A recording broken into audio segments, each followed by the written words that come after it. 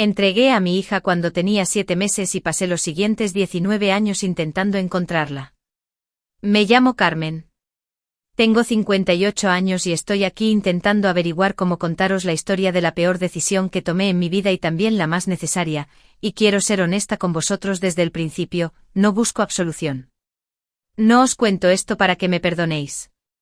Os lo cuento porque lo he llevado durante 34 años y porque mi hija, que ahora tiene 34 años y está sentada en su cocina a 2 kilómetros de donde estoy ahora mismo, me preguntó una vez si alguna vez sería capaz de decirlo en voz alta.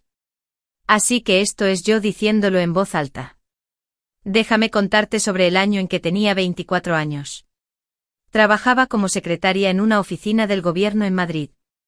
Era un trabajo decente, estable, con horarios regulares y personas que me gustaban, y era buena en ello. Era organizada y fiable y llegaba a tiempo y hacía lo que se me pedía, y pensaba con 24 años que así era como se construía una vida. No era infeliz.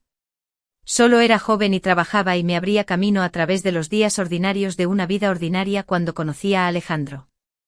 Alejandro tenía 41 años. Era un alto funcionario en el departamento donde trabajaba, no mi supervisor directo, pero un hombre con autoridad considerable en ese edificio y en esa ciudad, y era el tipo de hombre que se movía por las habitaciones de una manera que hacía que otras personas se pusieran más rectas. También estaba casado. Lo sabía. Quiero dejar claro que lo sabía desde el principio y nunca he pretendido lo contrario. Pero era atento de una manera que no había experimentado antes y tenía 24 años y tomé una decisión con la que he tenido muchos años para lidiar. La relación duró 14 meses. Durante esos 14 meses me dije muchas cosas que ahora entiendo que no eran verdad, que su matrimonio era complicado, que las cosas eran diferentes para personas de su nivel, que lo que teníamos era real aunque existiera en una especie de sombra. No fui la primera persona en decirse estas cosas y no fui la última, y lo digo no para excusarme sino para ser precisa sobre quién era yo con 24 años y que era capaz de ver claramente y que no. Descubrí que estaba embarazada en primavera. Estaba sola en mi apartamento cuando leí el test y me senté en el borde de la bañera durante mucho tiempo antes de poder moverme. Mi primer pensamiento no fue pánico, lo cual me sorprendió. Mi primer pensamiento fue algo más tranquilo y más complicado, una especie de reconocimiento casi, como si algo que había estado esperando a medias hubiera llegado. Mi segundo pensamiento fue Alejandro. Le llamé esa tarde. Vino en menos de una hora, lo cual de por sí era inusual porque siempre tenía cuidado con las apariencias, y cuando se lo dije se quedó muy quieto de la manera en que la gente se queda quieta cuando está calculando algo rápidamente detrás de una cara tranquila. Dijo que necesitaba pensar. Dijo que hablaríamos pronto. Lo dijo en un tono que me indicó que la conversación había terminado por esa tarde y lo dejé terminar porque todavía no entendía con qué estaba tratando. La siguiente conversación ocurrió 3 días después. Vino de nuevo a mi apartamento y se sentó frente a mí en mi mesa de cocina y me dijo, con una voz tranquila y medida, que no podía permitir que ese niño existiera. Esas fueron sus palabras exactas, no podía permitir que ese niño existiera, y algo en la particular precisión burocrática de esa frase me dijo más claramente que cualquier otra cosa que no estaba hablando con un hombre que tenía miedo o estaba dividido. Estaba hablando con un hombre que ya había decidido y ahora me estaba informando de la decisión.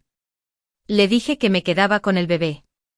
Lo que siguió a esas palabras fue un periodo de 4 meses para el que he pasado 30 años intentando encontrar lenguaje. Alejandro no me amenazó directamente. Era demasiado cuidadoso para las amenazas directas. Lo que hizo fue más preciso que eso, una presión sistemática y silenciosa que tocaba cada parte de mi vida sin dejar nunca nada que pudiera señalarse. Me trasladaron a otro departamento sin explicación. Mi casero de repente necesitaba el apartamento de vuelta. Una amiga que había conocido durante 6 años dejó de devolver mis llamadas, y cuando finalmente la alcancé fue breve y extraña y entendí que alguien había hablado con ella. No fui suficientemente dramática con estas cosas en ese momento. Seguía diciéndome que lo estaba manejando, que podía con ello, que se resolvería una vez que naciera el bebé y la situación se calmara. Mi hija nació en octubre. Le puse nombre en privado en mi propio corazón, pero nunca lo puse en ningún documento oficial porque cuando llegó ya había entendido que los documentos oficiales eran peligrosos y que cualquier cosa con su nombre conectada a mí era algo que podía usarse. Era pequeña y de pelo oscuro y me miró desde la primera hora con una expresión de confianza completa y absoluta que nunca en mi vida he podido describir del todo. Cuando tenía 4 meses entendí que se me habían acabado las opciones. Me había mudado 2 veces desde que nació, quedándome con diferentes personas en diferentes partes de la ciudad, y el alcance de Alejandro, que había subestimado gravemente y seguía subestimando, me seguía cada vez con la paciencia particular de alguien que tiene recursos y no tiene prisa. Una mujer con la que me había quedado me dijo tranquilamente una tarde que había recibido visitas, y que no podía tenernos allí más, y lo dijo con dolor genuino en la cara, lo cual me indicó que no le habían dado opción. Me senté en un parque a la mañana siguiente con mi hija en brazos y conté lo que tenía, que era casi nada, y conté lo que ella necesitaba, que era todo, y entendí que había llegado al borde de algo que no podía superar pensando. Quiero contaros cómo se sintieron esos 3 meses entre ese banco del parque y el día que entré al orfanato, pero no estoy segura de tener las palabras para ello incluso ahora. No fue una decisión a la que llegué rápidamente ni sin luchar contra ella en cada dirección que se me ocurrió. Llamé a parientes lejanos que no podían ayudar. Hablé con un abogado que me dijo que sin pruebas reales documentadas, había muy poco que pudiera hacerse contra un hombre en la posición de Alejandro. Me quedaba despierta cada noche en cualquier lugar temporal en el que estuviera y miraba a mi hija dormir y pensaba en cómo sería su vida si me la quedaba y cómo sería si no lo hacía, y la respuesta a la primera pregunta fue lo que finalmente me quebró. Entré al orfanato un lunes por la mañana en mayo cuando mi hija tenía 7 meses. Lo había elegido cuidadosamente, una pequeña institución dirigida por una mujer de quien me habían dicho que era decente y se tomaba el trabajo en serio. Entré cargando a mi hija y me senté frente a la directora y dije que necesitaba dejar a mi hija a su cuidado y no podía explicar por qué, y entendía si había preguntas, pero le pedía que confiara en mí, en que esto era necesario. La directora me miró durante mucho tiempo. Y luego miró a mi hija. Y luego dijo: me ocuparé de ella. Firmé lo que necesitaba firmar. Organicé a través de un contacto que no nombraré aquí la producción de un documento que registraba la muerte de mi hija. Un certificado de defunción falsificado que esperaba que hiciera que Alejandro dejara de buscar y que mi hija fuera invisible para él para siempre. Era ilegal. Nunca he pretendido que no lo fuera. Lo hice porque tenía 25 años y me había quedado sin opciones, y era lo único que se me ocurrió que podría mantenerla a salvo. La sostuve por última vez en la puerta de ese edificio. Llevaba un jersey amarillo que yo misma había tejido durante los meses de invierno porque me daba algo que hacer con las manos durante las largas noches. Agarró mi dedo de la manera en que los bebés agarran las cosas y me miró con esos ojos oscuros y dije muy tranquilamente: te voy a encontrar. Te lo prometo. Y luego me fui. Los años después de aquel lunes de mayo fueron el tipo de años que no se ordenan prolijamente en una historia.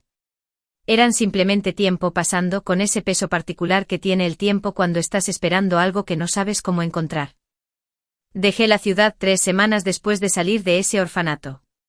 Tenía que hacerlo, quedarme no era seguro y de todas formas ya no tenía nada allí. Me mudé a una ciudad más pequeña a 4 horas de distancia y encontré trabajo y construí algo que desde fuera parecía una vida normal, y en muchos sentidos lo era una vida normal. Excepto que cada día de ella tenía por debajo el zumbido constante y silencioso de una pregunta que no podía responder. ¿Dónde está? Está a salvo. Tiene alguien que la sostiene como yo la sostuve en esa puerta. Intenté encontrarla casi de inmediato. En los 6 meses siguientes a irme estaba escribiendo cartas cuidadosas al orfanato sin usar mi nombre real, haciendo preguntas indirectas y no obteniendo nada útil a cambio. El certificado de defunción falsificado había, al parecer, hecho su trabajo demasiado bien. Mi hija había sido procesada por el sistema en circunstancias que hacían que su expediente fuera difícil de acceder, y la directora que me había mirado durante mucho tiempo y había dicho me ocuparé de ella se había jubilado en menos de un año y su sustituta no sabía nada del acuerdo particular que se había hecho. Contraté a alguien para investigarlo cuando tuve suficiente dinero, lo cual llevó varios años. Encontró muy poco. Encontró que una niña que coincidía con su descripción había sido adoptada, pero no pudo averiguar por quién ni a dónde habían ido, y el rastro terminó ahí, de la manera en que los rastros terminan cuando las personas que tienen la información han decidido no compartirla. Lo que me mantuvo en marcha durante esos años fue el jersey amarillo. Sé que suena como algo pequeño. Pero había guardado una fotografía, tomada la semana antes de entrar a ese edificio, de mi hija llevando ese jersey y mirando a la cámara con esos ojos oscuros. Y la llevaba conmigo a todas partes y la miraba cuando el no saber se volvía demasiado ruidoso para sentarse con él. Era real. Existía. Estaba en algún lugar del mundo con el apellido de otra persona y la encontraría. Fueron 12 años después de haberla dado cuando llegó la información. Me llamó una mujer. Había trabajado en el orfanato durante el tiempo que mi hija estuvo allí, y había guardado en sus propios registros privados ciertos detalles que los archivos oficiales no contenían. No quiso decirme cómo había encontrado mi número.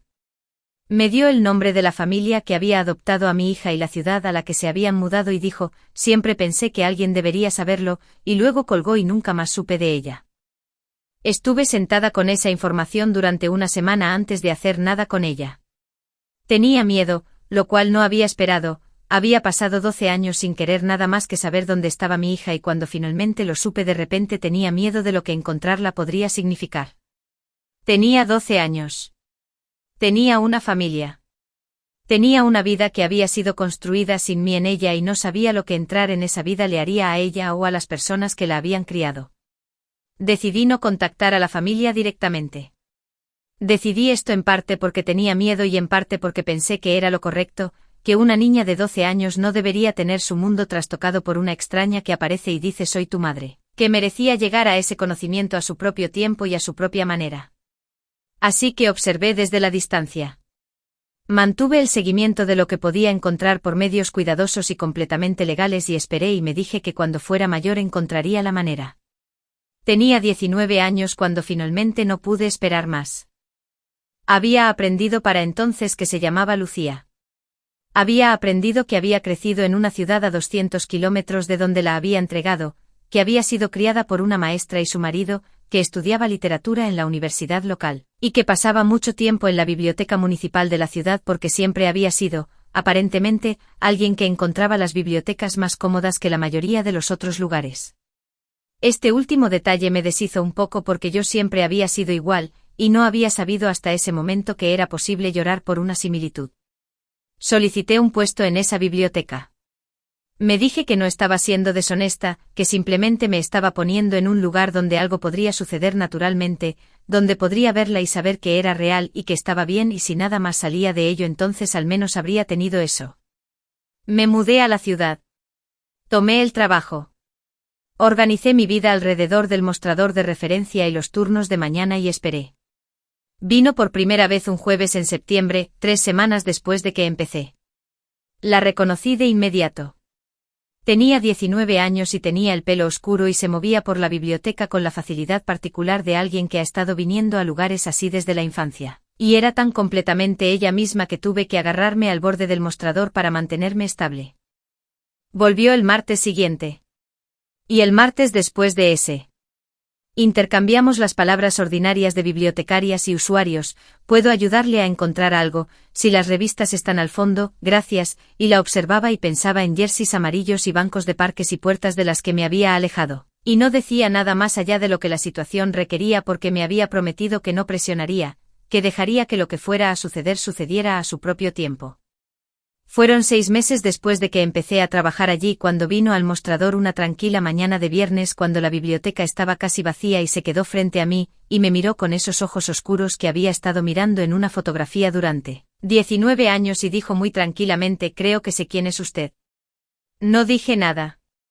Llevo 6 meses mirándola, dijo. Y llevo mirando fotografías de mí misma desde que tengo edad suficiente para entender que fui adoptada. Y creo, se detuvo. Apretó los labios de la manera en que la gente lo hace cuando intenta contener algo. Luego dijo creo que usted es mi madre. Mis manos estaban planas sobre el mostrador entre nosotras. La miré durante un largo momento y luego dije sí.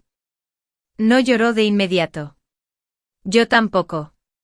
Estuvimos en lados opuestos de ese mostrador de referencia en el silencio de una mañana de viernes en la biblioteca y nos miramos durante lo que pareció mucho tiempo. Y luego vino alrededor del mostrador y me rodeó con sus brazos y se aferró y yo me aferré de vuelta y nos quedamos así mientras la biblioteca permanecía silenciosa a nuestro alrededor. Más tarde, mucho más tarde, cuando habíamos hablado durante horas y le había contado todo, Alejandro, el orfanato, el documento falsificado, los 12 años de búsqueda, la biblioteca, Se sentó frente a mí en una mesa en la parte de atrás de ese mismo edificio y me miró con una expresión en la que todavía pienso. Dijo: «¿Viniste aquí y conseguiste un trabajo solo para estar cerca de mí?». Dije: «Sí». Estuvo callada un momento. Luego dijo: «Eso es lo más descabellado que he escuchado en mi vida». Y luego se rió, y era la risa de alguien que está sintiendo demasiadas cosas a la vez, y la risa es lo único que cabe en todas ellas, y yo también me reí, y era la primera vez que reía así, libremente, sin peso, en más tiempo del que podía recordar. Eso fue hace 15 años. Lucía tiene ahora 34 años. Está casada con un hombre llamado Pablo que la hace reír constantemente y que me llamó Carmen durante los primeros 2 años y luego un día cambió a mamá sin hacer ningún anuncio al respecto. Y lo noté y no dije nada porque algunas cosas no necesitan decirse en voz alta. Tiene 4 hijos, 3 niñas y un niño, y me llaman abuela y se me suben encima y me piden que les lea, lo cual siempre hago. Porque las bibliotecas y la lectura y el consuelo particular de las palabras en una página son aparentemente algo que corre en nuestra familia tanto si crecimos juntas como si no. El domingo pasado Lucía me llamó por la mañana solo para hablar. Hacemos eso a veces, simplemente llamarnos sin ninguna razón particular, y hablamos durante 40 minutos sobre nada importante y todo importante de la manera en que lo haces cuando conoces a alguien toda tu vida aunque el conocerte llegara tarde. Cuando estábamos a punto de colgar dijo: «Mamá». Dije: «Sí». Dijo: «Me alegra que me encontraras». Dije: «Nunca dejé de buscarte». Y dijo: «Lo sé. Sé que no lo hiciste». Y eso fue suficiente. Eso fue más que suficiente.